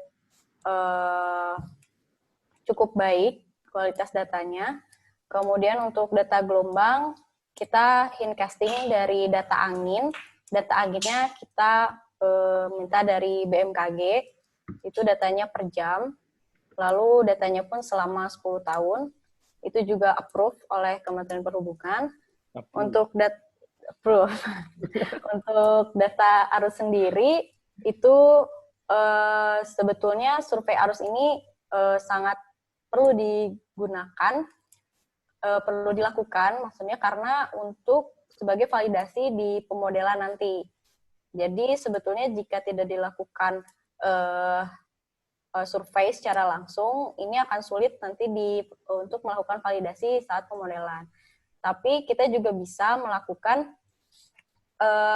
validasi terhadap data yang ada di BMKG, tapi di data di BMKG itu terbatas hanya pada waktu-waktu tertentu saja.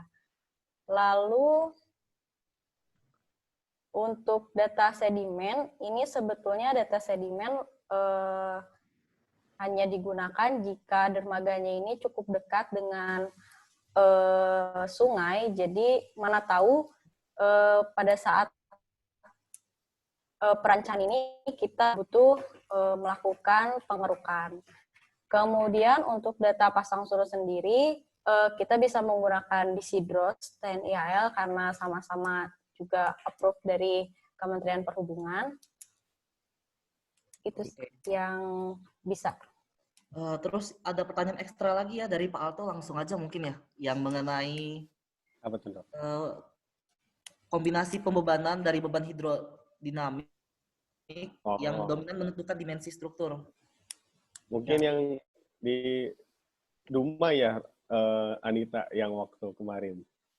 Oh, kalau yang pengalaman sih di Dumai itu, jadi karena dia tadi kan sudah dijelaskan bahwa lokasinya itu ada di selat dan arusnya juga sangat tinggi, kecepatannya mencapai 1 meter per second. Sedangkan dalam persamaan perhitungan beban itu kuadratikal pada kecepatan arus, maka itu menyebabkan beban tambatnya cukup besar, sehingga berpengaruh pada bolat yang nanti kita akan gunakan. Jadi pada umumnya pada dermaga-dermaga kecil itu kita bisa menggunakan bolat sekitar 2 ton ya. 30 pada umumnya. Tapi untuk yang kasus contoh di dermaga Chevron ini kita bisa sampai ke 200 ton. Ya, ya, ya. Seperti itu. Ya, betul. Jadi melanjutkan, jadi arus, saya juga baru pertama kali menemukan bahwa mooring force itu lebih dominan daripada berthing force ya. Jadi ternyata mooring force ini lebih besar karena memang di lapangan juga quick release hook itu yang digunakan adalah dua hook gitu ya, kait, dan masing-masing kaitnya itu kapasitasnya 100 ton. Jadi memang di sana disediakan untuk kapasitas 100 ton, dan itu yang kita ceritakan ke owner juga kenapa mooringnya menjadi besar, karena arusnya itu sangat besar untuk diselat gitu ya. Gitu. Jadi ya kita waktu itu cukup ini cukup baik lah ya, dan pede lah intinya. Di situ memang yang terjadi seperti itu gitu. Makanya waktu itu disayangkan tidak ada survei arus di lapangan sehingga tidak bisa Validasi. diverifikasi. Untuk Pak,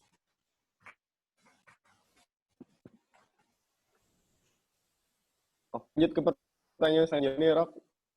Yang dari Hendrawan ya tadi, mengenai bagian dermaga yang paling kritis dan harus didesain ekstra. Oh iya, sebenarnya lihat di sini aja kali ya. Nah, struktur terbuka ini yang paling kritis itu adalah yang ada si dermaga ini. Kenapa? Biasanya yang dominan sekali lagi dermaga ini adalah lateral. Gaya lateral itu membuat momen pada si pile ini menjadi sangat besar.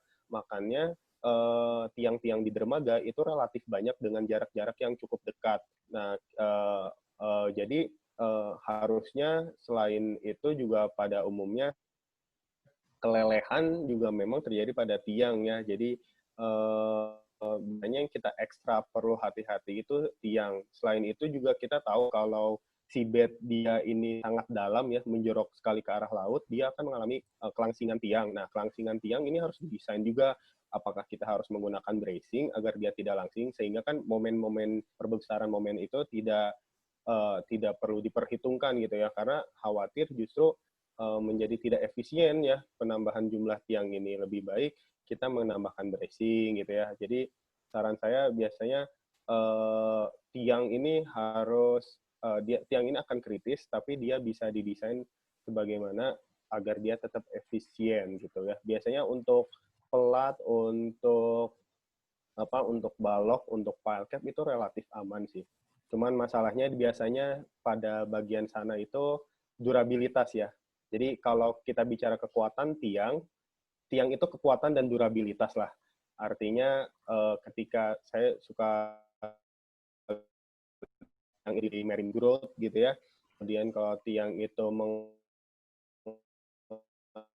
si pating, nah, itu tolong hati-hati. Biasanya kita selalu ekstra tuh di situ, entah menggunakan HDPE, entah menggunakan apapun lah ya, kata protein, entah menggunakan impress current gitu ya, anoda sacrifice itu. Tapi kalau di beton pada misalkan balok, pada pada area-area itu lebih ke arah durabilitas. Apa artinya? Biasanya kayak contoh dermaga Selayar dan Wayame itu korosi terjadi karena durabilitas dari beton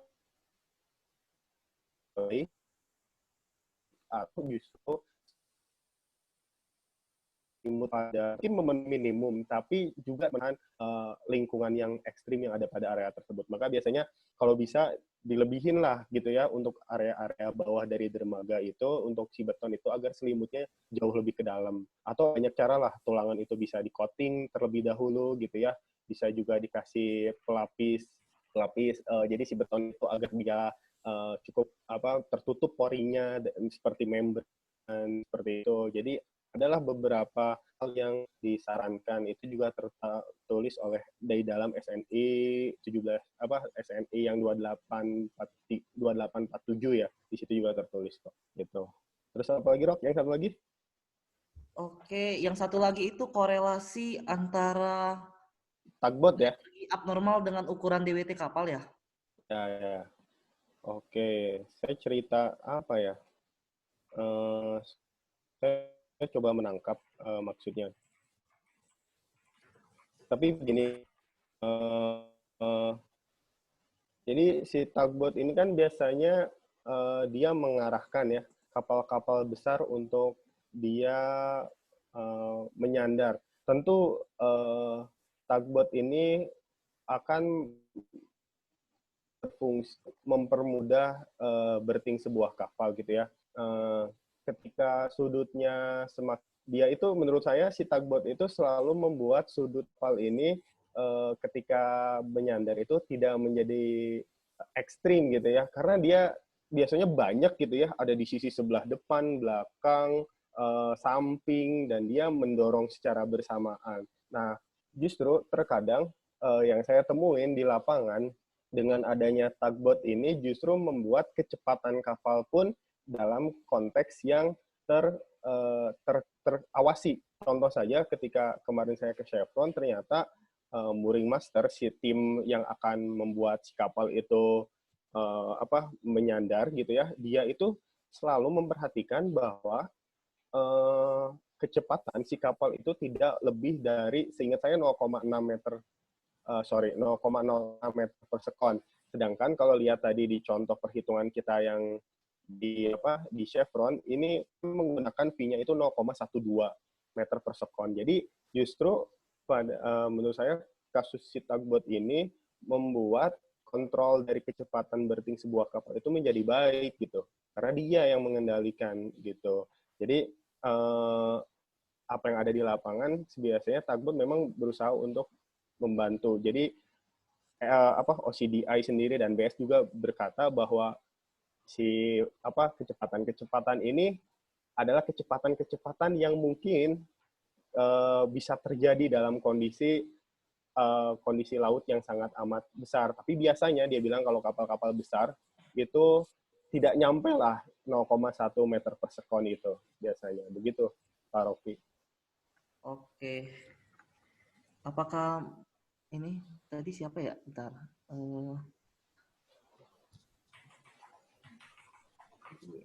Terlalu banyak nanya. Apakah menjawab Pak Muhammad Saad ya? Ya, Pak Muhammad Saad ya. Bang Ersa mungkin mengingat waktunya agak mepet ya, kita jawabnya secara singkat ya, mungkin 3 pertanyaan jawab gitu ya. Oke. Ada pertanyaan lagi nih Bang, dari Tri Tirto. Jadi pertanyaannya itu, sebentar, ada 2 pertanyaan sih. Yang pertama, mana ya? Tri Tirto. Bentar. Mana ya? Oh ini, untuk Bu Anita, apakah ada data primer atau sekunder untuk mendapatkan data marine growth tri-tip, di mana marine growth dapat mempengaruhi pipa pancang terkena arus yang semakin besar? Itu pertanyaan pertama. Terus pertanyaan kedua, mana ini ya? Pertanyaan kedua, untuk Bang Ersa, apakah data kapal dapat menggunakan asumsi pendekatan dengan jenis kapal yang lain? Dan apakah ada juga website untuk mendapatkan data sekunder dari detail kapal? Seringkali owner atau klien tidak memiliki data kapal yang lengkap. Mungkin bisa dijawab dulu ya. Oke, tadi pertanyaannya untuk data primer atau sekunder data marine growth, Ya. itu data primernya kita bisa untuk tebal marine growth-nya sendiri, kita dapat melakukan pengukuran diameter tiang yang terkena marine growth. Pada umumnya terletak di splash zone. Jadi splash zone itu adalah area yang suatu waktu dia terkena air, suatu waktu dia tidak terkena air. Kemudian kita bisa juga mengukur, satu lagi kita mengukur diameter tiang yang berada di luar splash zone. Atau kita bisa mendapatkan data as-built drawing untuk dermaga itu sendiri. Nanti kita bisa membandingkan dari tebal tiang yang terkena marine growth dengan tiang yang pada saat baru di launching, seperti itu.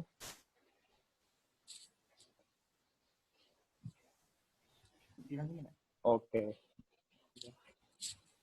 Mungkin langsung untuk jawab Bang Ersa ya, baru kita konfirmasi ke Oke. direkturnya. Tadi itu menggunakan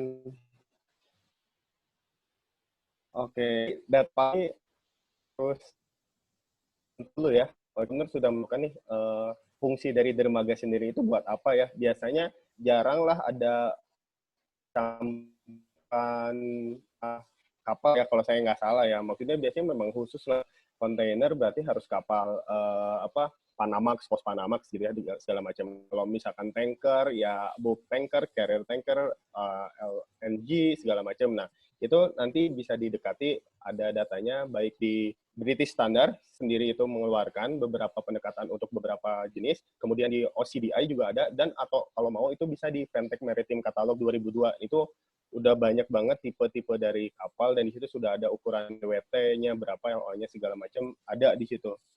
Jadi, atau kalau misalkan kapal existing, biasanya kita tanya nih ke owner kapal yang sudah berlabuh itu kapal apa saja. Nah, biasanya saya cari di internet, itu nanti ada info kapal atau apa, dia itu lagi ada di mana, dia itu DWT-nya berapa, terus dia itu biasanya yang diketahui itu mengangkut apa, arahnya lagi kemana, dan DWT-nya yang penting di situ ada. Jadi kita bisa confirm, oh oke, kapal DWT sing ada, dia eksis, kemudian kita dekati dengan ukuran yang mana nih gitu, berdasarkan OCDI, BS, atau berdasarkan Maritime Catalog, itu sebenarnya dari BS juga sih. Oh iya, mau menambahkan juga, sebetulnya kita bisa mendapatkan data kapal itu dari Biro Klasifikasi Indonesia. Di websitenya ada bki.co.id/shipregister.html.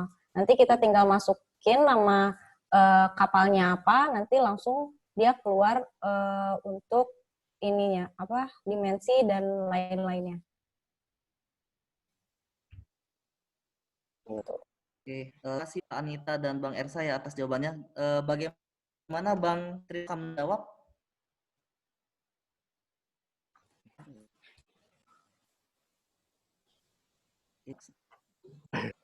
Oke, dilanjutkan aja ya mungkin ya pertanyaan selanjutnya dari siapa tadi?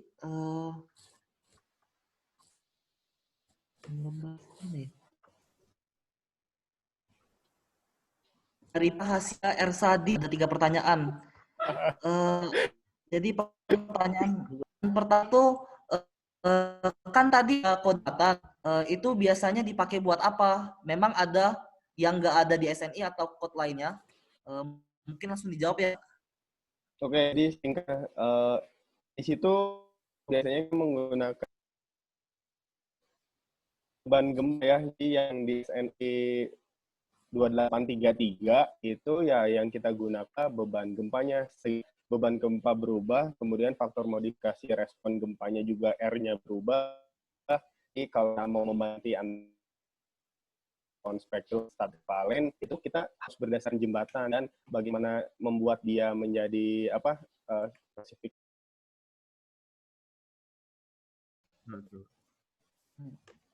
Pertanyaan kedua, itu kan kerusakan masif tuh dermaga-dermaga.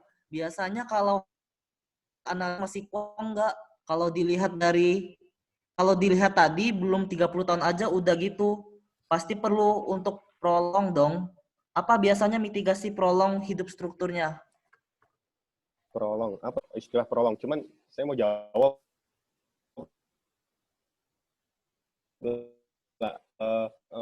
Intinya itu sulit sekali ya mendesain dalam keadaan kerusakan. Maksudnya ketika kita punya kerusakan, apakah kita bisa dalam keadaan kerusakan? Iya, kalau dia bisa terkeptik ya segala parameternya. Tapi biasanya akan mencoba untuk asumsi dia dalam kondisi bangunan yang masih dalam kondisi selimut betonnya ada gitu ya.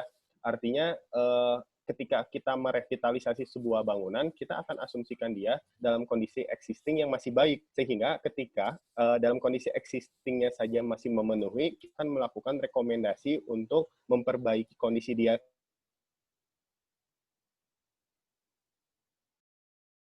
masih memenuhi, dia kapasitasnya 35.000 DWT. Dan ya sudah, akhirnya dari situ kita ya menambah tiang, tidak menambah ketebalan balok, tidak menambah ketebalan atau jumlah tulangan, tapi kita mengembalikan dia saja ke arah dia ketika semula gitu. Oke. Terus pertanyaan terakhir Bang Ersa, ini penasaran banget katanya. Pernah consider tsunami nggak? Kode Jepang kan biasanya ada tsunami katanya. Wah, Anita tuh. Anita. Adakah? Anita yang 3 sih masuk gelombang biasa aja, dan itu Indonesia untuk tinggi gelombang 3 meter itu biasa aja gitu. Cuman ya operasional pelabuhannya memang harus tutup. Tsunami itu ya salah satunya mungkin yang di ini ya, yang di Sulawesi Utara di Donggala itu baru tsunami. Tapi kalau untuk 3 meter itu belum sih, karena untuk Indonesia sendiri kan dia pulaunya sangat banyak, dan banyak juga yang dia menghadap ke laut terbuka. Jadi pilihannya adalah kita tidak mungkin mendesain untuk tinggi dermaganya itu lebih tinggi dari tinggi gelombang ekstrimnya. Tapi mungkin kita bisa menutup si operasional pelabuhannya pada waktu-waktu tertentu. Ya, setuju. Oke. Saya nggak pernah mendesain dalam kondisi tsunami. Ya itu aja sih sebelumnya. Oke, apakah menjawab ini dari penggemar rahasia Ersa? Itu siapa sih, Rok? Tolong cari tahu ya. Ya, nanti saya cari tahu ini siapa. Mungkin menjawab ya. Mungkin kita bisa langsung ke pertanyaan terakhir ya mungkin ya. Pertanyaan terakhir ini dari Bang Riko Prayuda. Yang pertama, untuk penempatan beban berting saat perhitungan desain struktur diletakkan di mana? Mungkin bisa dijawab langsung ya Bang ya. Gimana? Sorry, Rok. Untuk penempatan beban berting saat perhitungan desain struktur diletakkan di mana?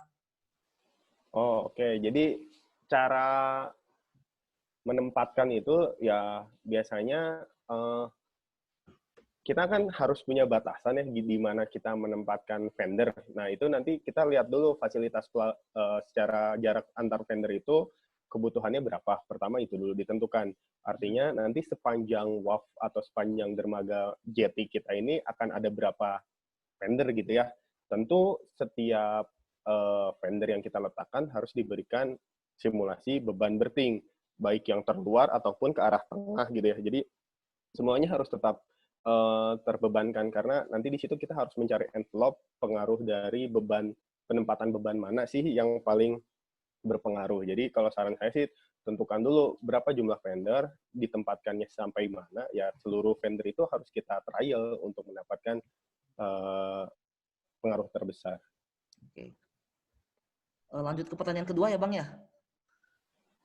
Apakah ada pengaruh dari marine growth dalam perhitungan struktur dalam pengaruhnya pada kekuatan dan umur layar? Terima kasih. Pengaruh marine growth dalam perhitungan struktur. Jawab singkat, waktu itu waktu itu saya lihat di salah satu tesis orang namanya Handian Prasetyo, juga ada di Daniel Sapulete. Itu saya lihat di situ bahwa marine growth itu secara umum dia mempengaruhi tebal dari profil si tiang yang kita gunakan. Jadi per tahunnya itu dia sudah ada batasannya. Kalau nggak salah dia ngambil dari OCDI atau dari apa gitu. Nah, dan dia akan mengurangi umur layan tentunya. Makanya biasanya, tapi masih agak perdebatan sih marine growth ini baik atau tidak. Saya pernah lihat di daerah Sampit. Nah, di daerah Sampit itu masih ada yang merasa bahwa dia lagi melakukan penelitian di sana, dan dia bilang kayak tidak selamanya si marine growth ini jelek loh, katanya. Saya nggak ngerti apa maksudnya, cuman secara umum data juga di area yang memang ada marine growth, cuman yang paling berpengaruh itu adalah ketebalan di mana dia berada di daerah splash zone. Jadi splash zone itu yang terkena air ketika pasang, tapi ketika surut dia tidak terkena, sehingga dia ada batas kering dan basahnya gitu ya. Nah, biasanya sih daerah itu yang memiliki faktor terbesar dalam pengurangan dimensi ketebalan sih. Oke, apakah menjawab ini jawabannya dari Bang Riko Prayuda? Di chat ada beberapa juga nih, Rob. Iya, di chat ada beberapa, mungkin karena waktunya terbatas ya sampai jam 22.00, mungkin kita batasin diskusinya sampai hari ini ya Bang Ersa dan Kak Hari ini, ya selalu hari ini sih. Mungkin pertanyaan-pertanyaannya ditampung dulu ya, nanti akan dijawabkan oleh Kak Anita dan Bang Ersa kalau lagi senggang ya boleh ya. Nanti saya lewat mungkin nanti saya sampaikan lewat grup WA. Oke. Mungkin untuk malam ini diskusinya itu aja ya. Saya Rocky mewakili Epic Studio mengucapkan terima kasih buat Kak Anita dan Bang Ersa dan juga para teman-teman yang udah meluangkan waktunya untuk ikuti diskusi kami. Mungkin kita bisa memberikan icon reaction ya sebagai bentuk apresiasi untuk narasumber. Bisa applause atau thumbs up.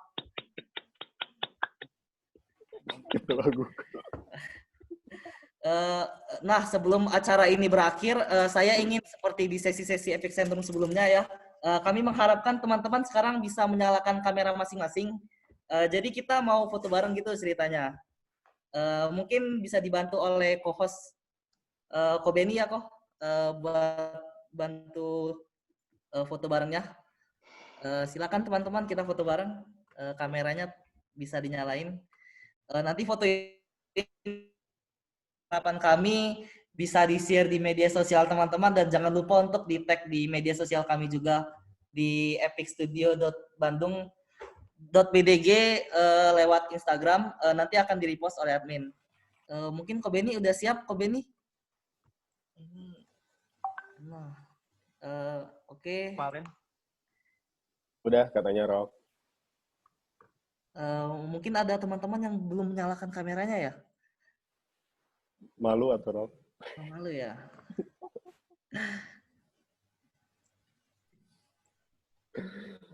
Oke. Ko Beni udah siap? Oke. 1, 2, kok masuk kok? Kok males? Masuk juga gitu. Masuk Pak.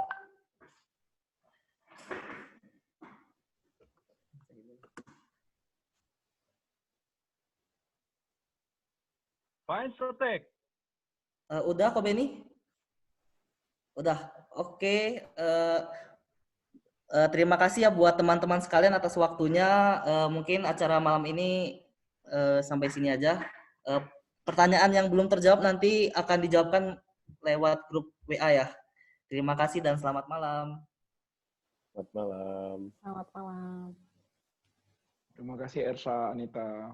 Terima kasih buat Bang Ersadi dan Kak Anita khususnya. Terima kasih. Sama-sama.